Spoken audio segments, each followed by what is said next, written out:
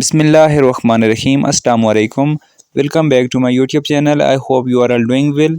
Guys, आज की video के अंदर हम सीखेंगे स्क्रीन पर लिखे गए फ़िक्रात को इंग्लिश में कैसे बोलना है। ये ऐसे फ़िक्रात हैं जो कि हम अपनी डेली लाइफ में उर्दू में तो बहुत ज़्यादा इस्तेमाल करते हैं, लेकिन आज के लेसन के अंदर हम सीखेंगे इनको इंग्लिश में कैसे बोला जा सके। तो हमारे पास स्क्रीन पर दो टाइप के फ़िक्रात मौजूद हैं। फर्स्ट टाइप के फ़िक्रात हैं वो चाय बना लेती है, मैं बाइक चला लेता हूँ। जो हमारे पास फर्स्ट टाइप के फ़िक्रात हैं, इनमें हम किसी की सलाहियत को, एबिलिटी को बयान करते हैं कि कोई शख्स है वो ये काम कर लेता है। जैसे कि मैं गाड़ी चला लेता हूँ, मैं बाइक चला लेता हूँ, ये मेरी एबिलिटी है। मैं खाना बना लेता हूँ, वो चाय बना लेती है, ये है एबिलिटी। और सेकंड टाइप के फ़िक्रात हैं वो झूठ बोलने वाली है, लाइट जाने वाली है। ये हमारे पास जो सेकंड टाइप के फ़िक्रात हैं, इनमें हम जो भी बात करते हैं उसमें टाइम मेंशन नहीं करते, बट हम ये कहते हैं कि ये काम होने ही वाला है। तो जो भी काम है जो कि बाद में होने वाला है, अभी हुआ नहीं है बट अचानक से होने वाला है, तो ये हमारे पास सेकंड टाइप के फ़िक्रात हैं। तो इनके लिए हम एक डिफरेंट स्ट्रक्चर देखेंगे और उस स्ट्रक्चर की मदद से हम इस तरह के और भी बहुत सारे फ़िक्रात को इंग्लिश में बोलना सीखेंगे। अब चलिए बिना टाइम वेस्ट किए हम अपने आज के लेसन का आगाज़ करते हैं और इन फ़िक्रात को इंग्लिश में बोलना सीखते हैं। फर्स्ट टाइप के हमने जो फ़िक्रात स्क्रीन पर देखे, उनके लिए हम देखेंगे एक स्ट्रक्चर जिसकी मदद से हम इस तरह के और भी फ़िक्रात को इंग्लिश में बोलेंगे। तो स्ट्रक्चर क्या है हमारे पास? सबसे पहले आएगा सेंटेंस के स्टार्ट में सब्जेक्ट। सब्जेक्ट कहते हैं काम करने वाले को, डूअर ऑफ द एक्शन। जो भी जुमले के अंदर काम करने वाला होता है, एक्शन करने वाला होता है, उसको सब्जेक्ट कहा जाता है। सब्जेक्ट के बाद आएंगे हेल्पिंग वर्ब। हेल्पिंग वर्ब कौन कौन से आएंगे? Is, am, are. अब आपके जहन में ये बात आती होगी कि एक सेंटेंस के अंदर हम तीनों यूज़ करेंगे। नहीं, कुछ सब्जेक्ट ऐसे हैं जिनके साथ हम एज का यूज़ करते हैं, कुछ ऐसे हैं जिनके साथ एम का यूज़ करते हैं, और कुछ सब्जेक्ट के साथ आर का यूज़ करते हैं। अब कौन से सब्जेक्ट हैं ये भी आप देख लें।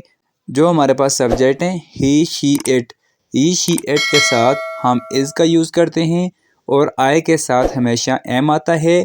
और जो हमारे पास प्लूरल सब्जेक्ट होते हैं जैसे कि वी, दे, इनके साथ हम आर का इस्तेमाल करते हैं। हेल्पिंग वर्ब के बाद आएगा एबल टू। एबल टू का मतलब है कि किसी की सलाहियत को बयान करना। मेंशन तो नहीं कर रहे हम एबल टू का लिटरल मीनिंग, लेकिन इसका मतलब ये है कि हम किसी की सलाहियत को बयान कर रहे हैं। और एबल टू के बाद आएगा वी वन। वी वन का मतलब है फर्स्ट फॉर्म ऑफ वर्ब, और जो भी सेंटेंस के अंदर मेन वर्ब आएगी उसे as a first form of verb के तौर पर यूज़ करेंगे। और लास्ट में आएगा ऑब्जेक्ट। ऑब्जेक्ट कहा जाता है जिस पर काम किया जाता है। अब हमारे पास एक जो सेंटेंस है इसको देखते हैं, वो चाय बना लेती है। इस जुमले के अंदर सबसे पहले देखना हमने सब्जेक्ट क्या है, तो सब्जेक्ट है वो के लिए इंग्लिश में वर्ड है शी। शी के साथ आएगा इज़। इसके बाद आएगा सेंटेंस के स्ट्रक्चर से able to, she is able to. और यहाँ पर मेन वर्ब क्या है? बनाना, कुक। और यहाँ पर आप मेक का वर्ड यूज़ कर सकते हैं और ऑब्जेक्ट क्या है? टी। तो कंप्लीट सेंटेंस बना she is able to make या कुक टी। वो चाय बना लेती है। अब चलिए नेक्स्ट मूव करते हैं और कुछ और सेंटेंसेस को देखते हैं। सेकंड फ़िक्रा है मैं बाइक चला लेता हूँ। अब यहाँ पर मैं अपनी सलाहियत बयान कर रहा हूँ कि ये मेरी एबिलिटी है, ये मेरा हुनर है कि ये काम मैं कर लेता हूँ। काम क्या है? मैं बाइक चला लेता हूँ, मैं बाइक चला लेता हूँ। I am able to ride bike. I am able to ride bike. मैं बाइक चला लेता हूँ। हमने फॉलो करना है सेंटेंस के स्ट्रक्चर को, और सेंटेंस के स्ट्रक्चर को फॉलो करते हुए हम इन जुमलों को इंग्लिश में ट्रांसलेट करते हैं। नेक्स्ट मूव करते हैं।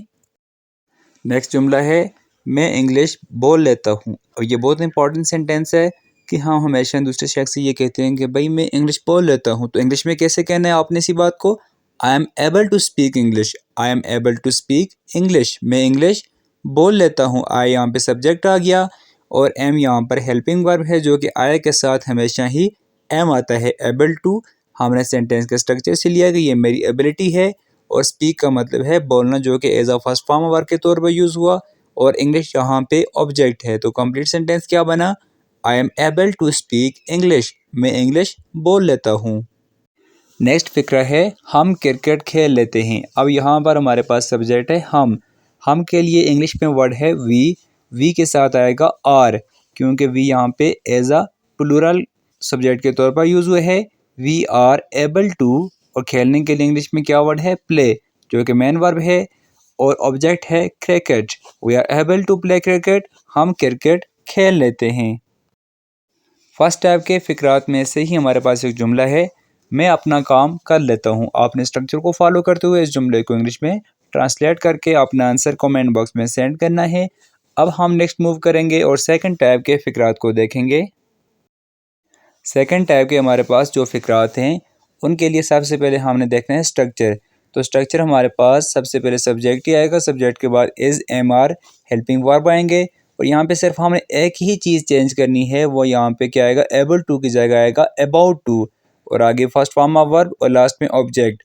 तो अब हमने ये स्ट्रक्चर कब यूज़ करना है, जब हमारे पास इस तरह के जुमले होंगे जैसे कि वो झूठ बोलने वाली है, गाड़ी आने वाली है, वो खाना बनाने वाली है, कोई भी काम है जो कि होने वाला है, अभी हुआ नहीं है बल्कि होने वाला है, उस तरह के हमारे पास जो भी फ़िक्रात होंगे हम उनके लिए ये स्ट्रक्चर यूज़ करेंगे। यहाँ पे हमारे पास एक फ़िक्रा है, इसको देखते हैं।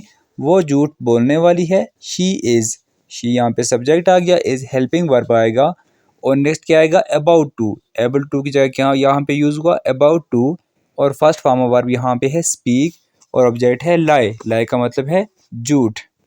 तो कंप्लीट सेंटेंस बना, वो झूठ बोलने वाली है, she is about to speak lie, she is about to speak lie. Next जुमला है सुलेमान जाने वाला है। तो सुलेमान यहाँ पे हमारे पास सब्जेक्ट है, तो क्या आएगा, सलमान। सलमान हमारे पास सिंगुलर सब्जेक्ट है, इसलिए यहाँ पे इज़ आएगा। जो प्लूरल सब्जेक्ट होते हैं उनके साथ आर आता है, तो सलमान के साथ आएगा is. Salman is about to go, Salman is about to go, Salman जाने वाला है। नेक्स्ट फिक्र है हम क्रिकेट खेलने वाले हैं, हम क्रिकेट खेलने वाले हैं। We are about to play cricket, we are about to play cricket, हम क्रिकेट खेलने वाले हैं। नेक्स्ट जुमला है लाइट जाने वाली है। अच्छा, ये जुमला है ये हमेशा ही हम यूज़ करते हैं कि जब भी लाइट जाने का टाइम होता है हम कहते हैं भाई लाइट जाने वाली है।